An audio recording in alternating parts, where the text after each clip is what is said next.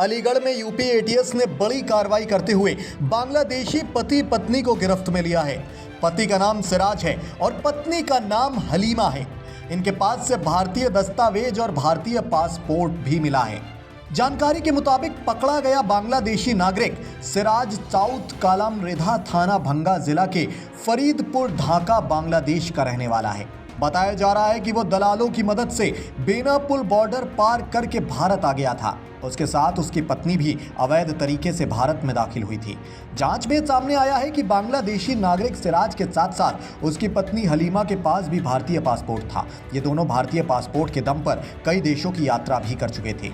आपको खबर हो कि ये दोनों भारतीय नागरिक बनकर सऊदी अरब, बांग्लादेश, दुबई तक की यात्रा कर चुके हैं। फिलहाल यूपी एटीएस ने बीएनएस की धारा 318, 336, 337, 339 और 340 विदेशी अधिनियम 1414A के तहत केस दर्ज करके दोनों आरोपियों को गिरफ्त में लिया है और इनसे पूछताछ जारी है। सवाल यह है कि इनके पास भारतीय दस्तावेज और भारतीय पासपोर्ट कहां से आ गए। अब यूपी एटीएस इस मामले की जांच कर रही है। इसी के साथ सीमा पार करने वाले दलालों का भी पता करने की कोशिश में जुट गई है। अब चलते चलते आपको सीएम योगी आदित्यनाथ का वो बयान भी सुना देते हैं जिसमें उन्होंने बांग्लादेशी घुसपैठियों को सबक सिखाने की बात कही थी।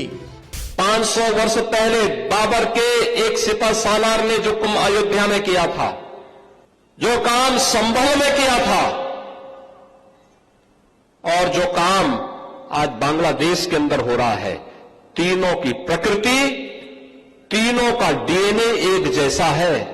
उन्हीं की जो जीन्स है वे आज भी हैं जो जाति के नाम पर राजनीति करके सामाजिक ताने बाने को छिन्न भिन्न करने का प्रयास कर रहे हैं।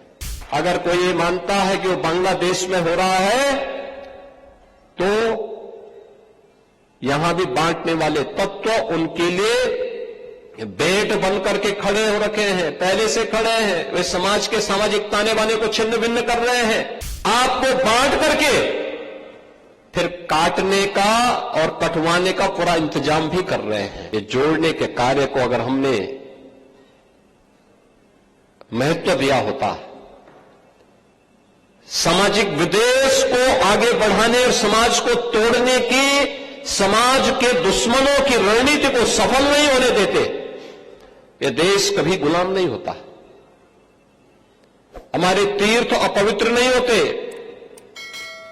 चंद मुट्ठी भर आक्रांता आकर के भारत को पद्दलित करने का दुस्साहस नहीं कर पाते। भारत के वीर योद्धाओं ने रौंद डालते, लेकिन हमारी आपसी एकता में बाधा पैदा करने वाले लोग वे सफल रहे और उन्हीं के जो जीन्स है वे आज भी हैं जो जाति के नाम पर राजनीति करके सामाजिक ताने बाने को छिन्न भिन्न करने का प्रयास कर रहे हैं।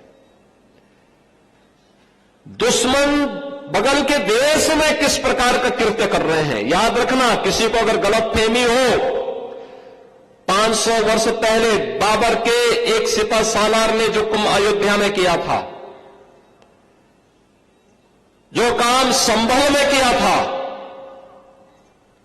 और जो काम आज बांग्लादेश के अंदर हो रहा है, तीनों की प्रकृति, तीनों का डीएनए एक जैसा है। गलतफहमी में मत रहना। अगर कोई ये मानता है कि वो बांग्लादेश में हो रहा है तो यहां भी बांटने वाले तत्व उनके लिए बेट बन करके खड़े हो रखे हैं, पहले से खड़े हैं। वे समाज के सामाजिक ताने बाने को छिन्न भिन्न कर रहे हैं। सामाजिक एकता को तोड़ करके, आपको बांट करके फिर काटने का और कटवाने का पूरा इंतजाम भी कर रहे हैं। ये बांटने वाले लोग, बहुत सारे लोग तो ऐसे हैं जिन्होंने दुनिया के तमाम देशों में प्रॉपर्टी खरीद करके रखी हुई है। जहां संकट आएगा वहां भाग जाएंगे, मरने वाले मरते रहेंगे। यही करेंगे लोग। वीके न्यूज, राष्ट्र के नाम।